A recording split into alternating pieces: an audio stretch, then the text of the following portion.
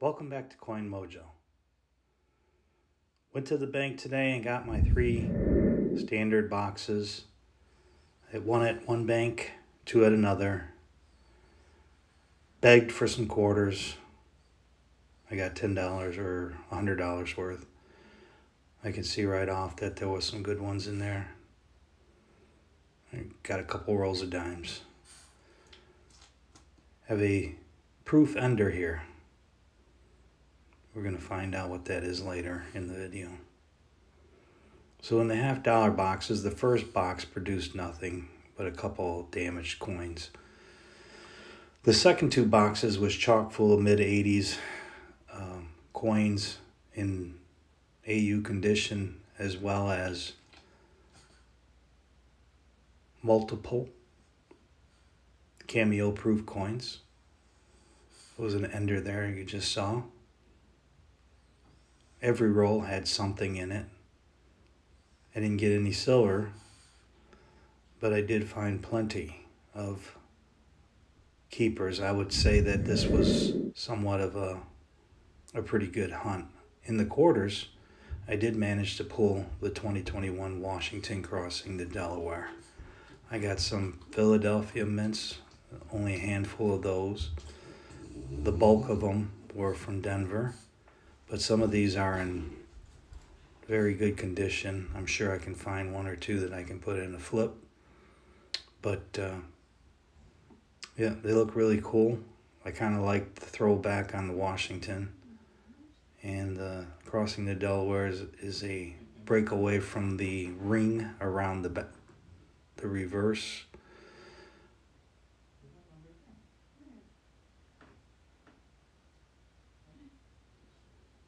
They've got a lot of mint luster on these. A couple Tuskegee Airmen. They'll probably throw back. They're not in that great of shape. This is the proof ender. It's a 1977. It's a little bit scratched up, but anytime I can find a proof quarter, I'm okay with it. So here's the big score. No silver, but I did manage to pull plenty of Cameo Proofs.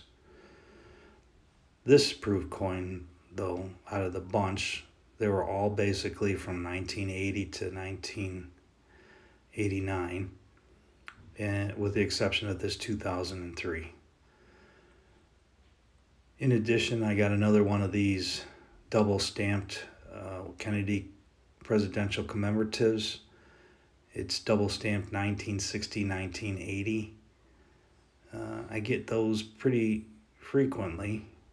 I probably accumulated quite a few of them. This is a batch of 87s, mostly 87Ds. And then starting with this first stack, this is 1980, 1981. And I would consider these deep cameo, but there's enough scratches on them to basically render them nearly worthless. They're still in great shape, and I'm probably going to keep them and see if I can't do something with them in regards to selling them later on. But for now, I'm just hoarding them. So we've gone through 80, 81, 82, 83, 84. And then I have, this is the 86s. One of those was pretty bad. That'll get thrown back. The rest of these I'll hang on to. 287S's. After looking in the red book and the blue book, find out that the 87 P and D are actually on par in as far as value goes. Yeah, they looked so much better when I first pulled them, and then of course putting them under the light and under the camera lens, you can see a lot of imperfections in them and scratches and mars. But from afar, they look pretty darn good. In all, I think I counted 47 Cameo Proofs. So I'm in my opinion, that's a pretty good score. And this 86 commemorative Liberty, Statue of Liberty, $50 is also deep cameo and in really good shape, not scratched up too bad at all. This will get it put in the flip. Over the years, I've probably picked up a dozen of these. This one has to be one of the better conditioned ones that I've ever found. So then, as you saw in those couple clips, there was a lot of deep orange edges, very sharp. I don't know if these are from mint sets or just been sitting in someone's collection since they were released, but all of these are in pretty darn good shape, and I'm gonna do a little bit of a closer look at these. I'll probably pull a P&D out of each stack and put them in a book, and the rest will probably get thrown back. It all depends on my capital. As you know, I'm picking up 2 boxes a week, 2 to 3 boxes, sometimes 4. And when you're stacking $50 worth of halves that really don't hold much value, it's almost not worth it to hang on to them, unless you know somebody or someone that will take them off your hands for it would be nice to get 2 times face, but I'd probably be difficult to do that unless you're going to the shows or you're selling on eBay. The 86s, after looking in the red book, have a very low mintage, and they actually price them in the book at a little bit of a premium. But again, they're only showing MS63 or MS65, so it's hard to tell what anything less than an MS63 would bring or would be valued at.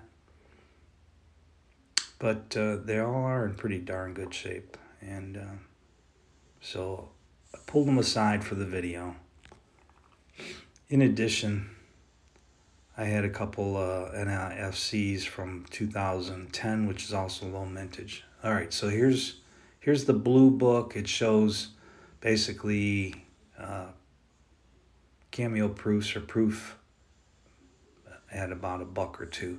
And then in the red book, of course, it's always a little bit higher. This is what the dealers try to sell them for, anywhere from $3 to $7. All right, so here's the big surprise. I haven't found any magic coins this year, and it's pretty easy to tell a magic coin by the sound. So when you hear the clinking, it's usually pretty tinny, and then if you flip them over, you'll see that they look like rotated dies. Again, over the years, and I've been doing this since 2015, I've accumulated quite a few of these. The magic coins actually sell for about $25 new. You might get them on eBay for anywhere from $15 to $30. This is called the bang ring. It has a ridge in there that's slightly smaller than the coin. So magic coin is actually 2 coins machined out, and what they do is they make the back end slip into the front end. So the front end is ground out and leaves the edge. So here, this is an English penny and a US dollar. Now this trick is called, I believe, the Scotch and soda. And as you can tell, maybe you can't from the video, but it's slightly smaller. So there you go. I just slid the other coin over, and it pops right in place. So there's 2 kinds that I've been finding. The English penny for the Scotch and soda trick, and then there's also a Mexican peso. Same sort of deal. They machine out the back of a coin, they machine off the front of another coin, and glue either an English penny or a Mexican peso. And then, so the peso is hidden inside the coin. When you clip the two together. So the trick is you hand somebody 2 coins. Say, here, I got a $50, and they literally pick the coin up out of one hand, slide it over top the other coin, and then boom. Just that quick, they click them together, and the person that you're doing the trick to doesn't realize, because you're not showing them the back of the coins. So these two today, I'm going to reveal on camera. Now, I've done these already. I know what's in them, but it's a little different this time. Like I said, I usually find the English penny or the Mexican peso. So we'll open this one first. Slip it into the bang ring, right? Again, you kind of clamp it, push it in there, you bang it on the table, and it comes apart. Well, in this case, this one didn't have anything in it. But you can see the rings from the spinning machining, right? So I guess you would then glue another coin onto it, or this may be used for other purposes, and I'm not sure what that purpose might be.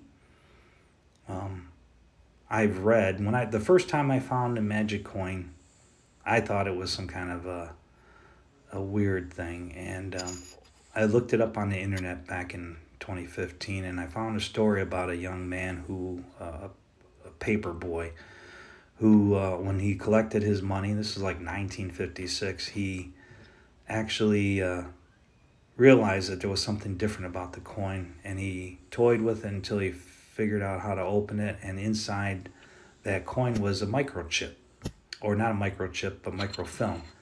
And so his parents had him contacted the authorities. Now, so this is the big surprise.